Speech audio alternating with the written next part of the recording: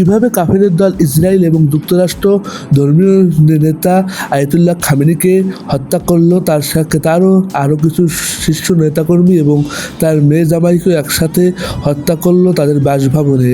যুক্তরাষ্ট্র ইসরায়েল যখন ইরানে হামলার প্রস্তুতি নিচ্ছে, ঠিক তার আগে মার্কিন গোয়েন্দা সংস্থা সিআইএ বেশ কিছু গুরুত্বপূর্ণ তথ্য পায়। সংস্থাটি কয়েক মাস ধরে আয়াতুল্লাহ খামেনির অবস্থান এবং চলাফেরার নজর রেখেছে। সময়ের সঙ্গে তারা তাদের অবস্থান ও অভ্যাস সম্পর্কে আরও নিশ্চিত তথ্য পায়। সিও জানতে পারে শনিবার সকালে তেহরানে কেন্দ্রস্থলে কমপ্লেক্সে ইরানের শীর্ষ কর্মকর্তাদের বৈঠক হবে। সেই বৈঠকে খামেনি উপস্থিত থাকবেন। সিআইএর এমন তথ্য পাওয়ার পরে যুক্তরাষ্ট্র এবং ইসরায়েল তাদের হামলার সময় বদলে ফেলে। সংশ্লিষ্ট কর্মকর্তা জানান, নতুন এই গোয়েন্দা তথ্য কাজে লাগানোর জন্যই হামলার সময় পরিবর্তন করা হয়। এই তথ্য যুক্তরাষ্ট্র ইসরায়েলের জন্য বড় এক সুযোগ তৈরি করে দেয়। তারা মনে করে খুব দ্রুত বড় ধরনের সাফল্য পাওয়া যাবে। ইরানের শীর্ষ কর্মকর্তাদের সরিয়ে দেওয়ায় সর্বোচ্চ নেতাকে হত্যা করা সম্ভব হবে। অল্প সময়ে তারা এই কাজটি করে ফেলে।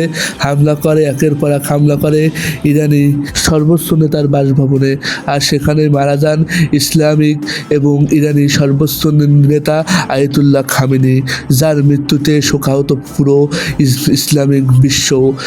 এমন নেতা ছিলেন যার কথা ভোলার নয়। তিনি ছিলেন সত্যের বিরুদ্ধে অবিচল এবং একজন সাহসী অপরিসীম নেতা, যাকে ভোলা যাবে না কোনো দিন। খামেনিকে এমন মৃত্যু বিশ্ব যেন চুপ, কেউ কিছু বলছে না। যুক্তরাষ্ট্র ইসরায়েলের পক্ষে সবাই কথা বলছে, কেন এমন হবে, কেন আজও খামেনির পক্ষে কেউ কিছু বলছে না। ইসলামের এত বড় একজন নেতাকে হত্যা করার পরও এরা যেন নির্বিঘ্নে ঘুরে বেড়াচ্ছে যুক্তরাষ্ট্র এবং ইসরায়েলের মতন দলগুলো কাফের মুনাফিকরা। ইসরায়েলের এক প্রতিরক্ষা কর্মকর্তা এক বার্তায় বলেন, আজ সকালে তেহরানে একাধিক স্থানে একযোগে হামলা চালানো হয়েছে। এর মধ্যে একটি জায়গায় হামলা চালানো হয়েছে যেখানে ইসরায়েলি রাজনৈতিক শীর্ষ নেতারা থাকেন। আসলে যুক্তরাষ্ট্র এবং ইসরায়েল তারা একসাথে ইরানের যে রাজনৈতিক নেতারা আছে তাদেরকে সরিয়ে দিতে চায়, তাহলে এই জাতিটি মেঘাশূন্য হয়ে পড়বে।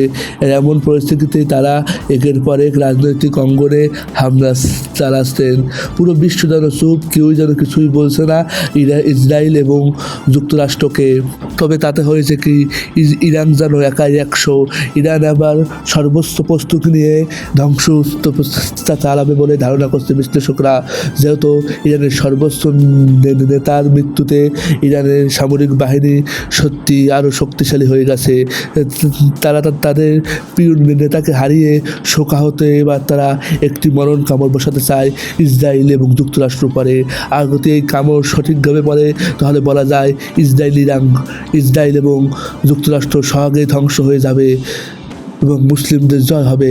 বন্ধুরা, অবশ্যই সকল ধরনের নিউজ এবং মুসলিম বিষয়ে সকল ধরনের খবর পেতে আমাদের চ্যানেলকে সাবস্ক্রাইব করে এবং পেজ থেকে দেখে পেজটি ফলো করে আমাদের পাশেই থাকবেন। সকলকে ধন্যবাদ।